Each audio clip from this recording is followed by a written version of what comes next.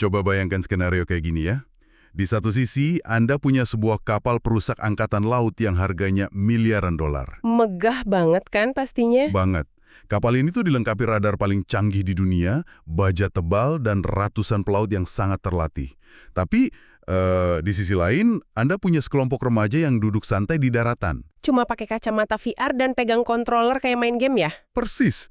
Mereka cuma mengendalikan segerombolan drone rakitan dari plastik, yang harganya paling setara sama harga satu handphone. Kalau ini film fiksi ilmiah 10 tahun lalu, kapalnya pasti menang mudah. Oh, tanpa keraguan sedikit pun. Tapi di dunia nyata hari ini, kapal miliaran dolar itu bisa jadi rongsokan besi yang terbakar habis cuma dalam hitungan menit loh. Realitas yang agak menyeramkan ya. Kekuatan tuh sekarang bergeser drastis dari perangkat keras militer raksasa ke teknologi komersial murah. Kita benar-benar melihat asimetri yang belum pernah terjadi di peperangan modern. Nah, skenario ekstrim itulah yang bakal jadi inti dari eksplorasi mendalam kita hari ini. Anda tahu kan, biasanya kalau kita lihat peta dunia, semuanya kelihatan rapi. Garis batasnya jelas. Terkotak-kotak dengan warna berbeda gitu ya? Iya, seolah semuanya teratur. Tapi begitu kita mulai membedah logistik global, infrastruktur energi, apalagi taktik perang modern, peta rapi itu cuma ilusi. Tatanan dunia kita hari ini ternyata diikat oleh benang-benang yang, luar biasa rapuh. Sangat rapuh. Dan diskusi kita kali ini akan membongkar benang-benang itu lewat satu lensa yang sangat spesifik.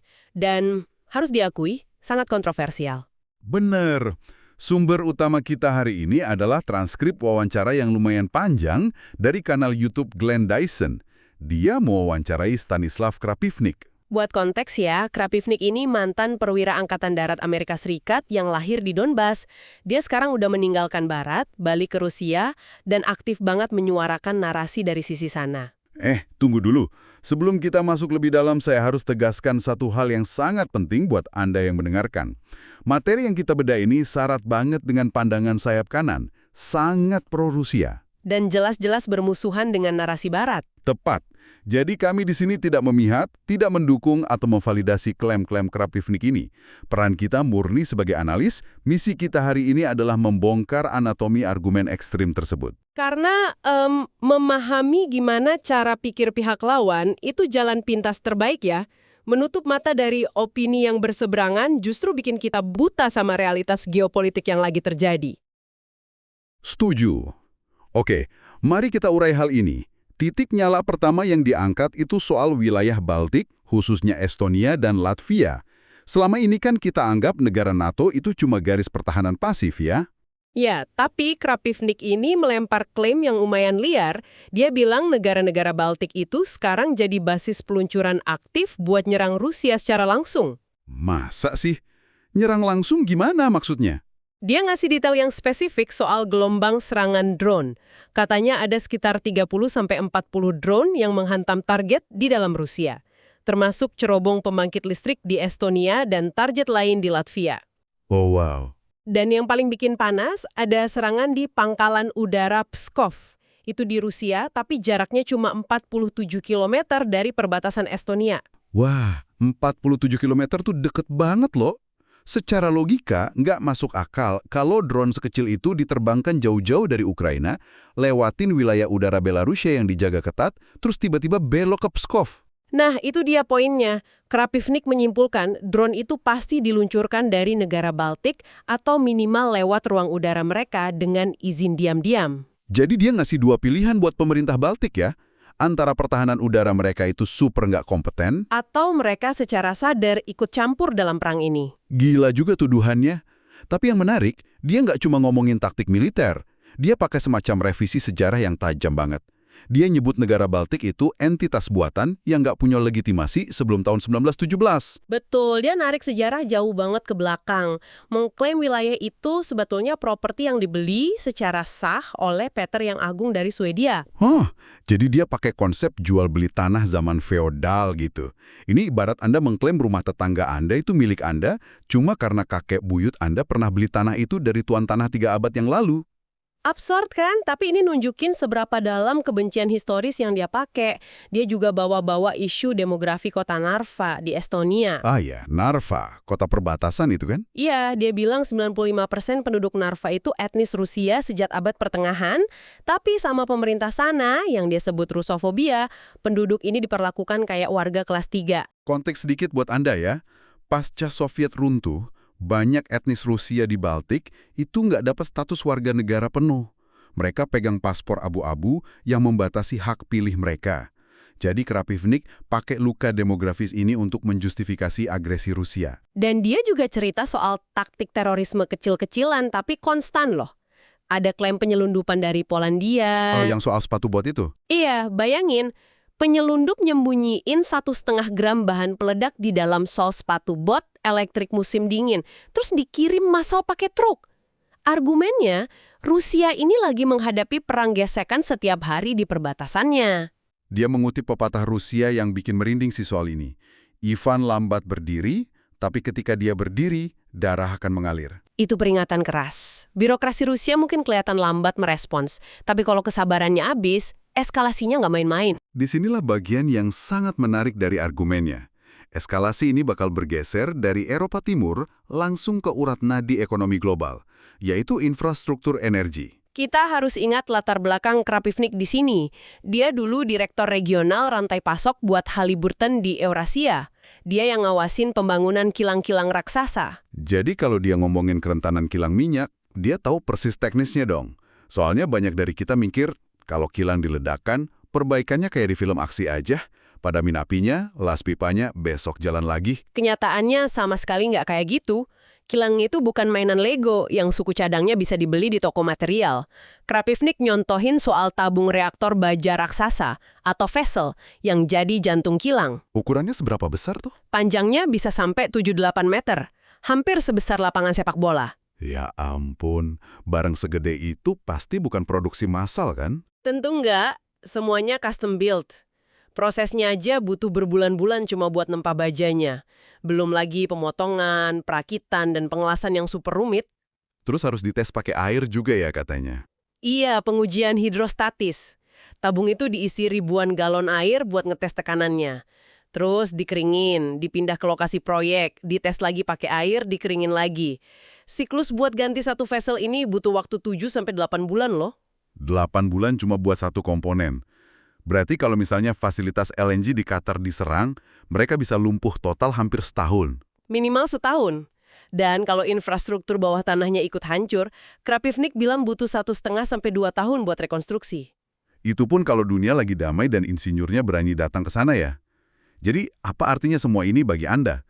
Kalau energi terhenti, dampaknya bukan cuma bensin mahal, tapi langsung menghantam sistem pangan kita. Bener. Kita sering lupa kalau pertanian modern itu sangat bergantung sama bahan bakar fosil. Pertanian di Eropa itu kan nggak manual pakai cangkul. Iya, mereka pakai traktor raksasa yang minum ratusan liter diesel setiap hari kan? Terutama pas musim tanam di bulan April. Dan masalahnya, Rusia baru-baru ini sempat melarang ekspor diesel mereka sampai pertengahan Mei. Tanpa diesel, mesin pertanian ini mati total. Tapi traktor mati itu baru setengah masalahnya. Setengah lainnya yang lebih parah itu soal krisis pupuk. Kita kan mikirnya pupuk itu cuma kompos. Padahal untuk ngasih makan 8 miliar orang, kita butuh pupuk kimia sintetis. Dan bahan baku utama pupuk kimia itu adalah gas alam. Gas alam bukan cuma buat bahan bakar pabriknya, tapi unsur kimianya yang diambil. Hidrogennya diekstrak dari gas alam buat bikin amonia ya? Persis. Jadi kalau harga gas meroket, biaya produksi pupuk ikutan gila-gilaan sampai pabrik di Eropa banyak yang tutup. Krapivnik ngasih data yang serem nih. Rusia memproduksi sekitar 40% pupuk kimia dunia. 40%? Wah. Dan Qatar memproduksi 30%. Eropa sekarang hampir nol produksinya gara-gara harga gas.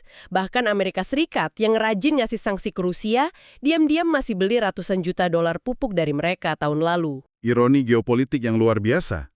Krapivnik juga cerita anekdot dari seorang profesor di Italia Utara.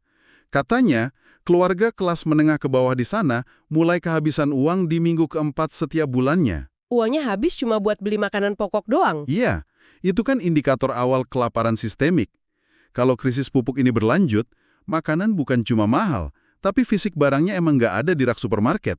Makanya Kravivnik membandingkan kerentanan ini dengan sangat kontras antara negara-negara di Timur Tengah dengan Iran.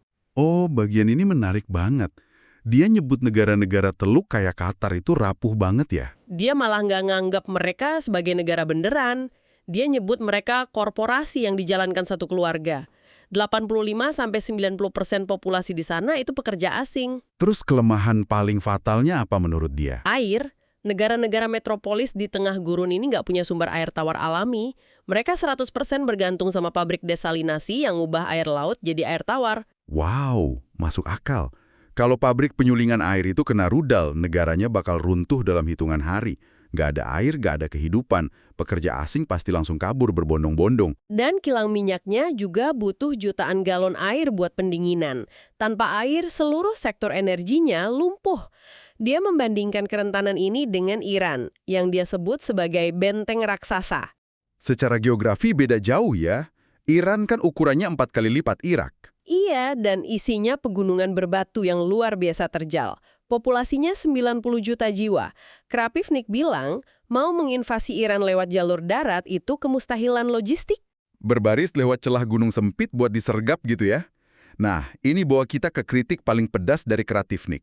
Sebagai mantan perwira, gimana dia menilai kemampuan militer AS untuk menghadapi musuh dengan medan seberat itu? Dia benar-benar meruntuhkan citra militer Amerika. Kita kan sering dengar Angkatan Darat AS punya sekitar 550.000 personil. Kesannya masif banget. Iya dong, angkanya 1,5 juta lebih. Tapi Kravivnik mengklaim dari angka segitu, yang benar-benar pasukan tempur infanteri itu cuma sekitar 120.000 orang. Masa sih? Terus sisanya yang ratusan ribu itu ngapain? Dia pakai istilah yang agak merendahkan. Dia sebut mereka ash and trash. Maksudnya pasukan pendukung logistik, mekanik, tukang masak, staf keuangan, mereka nggak punya pelatihan tempur intensitas tinggi buat perang beneran. Dia juga nyerang soal fisik kan? Katanya tingkat obesitas di militer AS nyentuh 22-23%. Bener. Walaupun, kita harus adil juga ya. Angka 22% obesitas itu kan cerminan dari demografi masyarakat Amerika pada umumnya. Jadi ini kelihatan banget dia milih statistik buat ngejek aja. Memang itu retorika permusuhan, tapi mengesampingkan ejekan itu, ada analisis taktisnya yang sangat valid, yaitu soal ancaman drone FPV murah. Balik lagi ke cerita di awal kita tadi. Drone first person view yang biasa buat hobi atau balapan, tapi dipasangi bahan peledak. Kravivnik nyebutin kasus intelijen Inggris, MI6, yang pakai armada drone kecil ini buat nyerang kapal armada bayangan Rusia. Kalau taktik ini berhasil ke Rusia, apa susahnya dipakai buat nyerang aset Barat? Logikanya dapat. Kalau kapal perusak AS itu kan pakai sistem Aegis yang harganya miliaran dolar.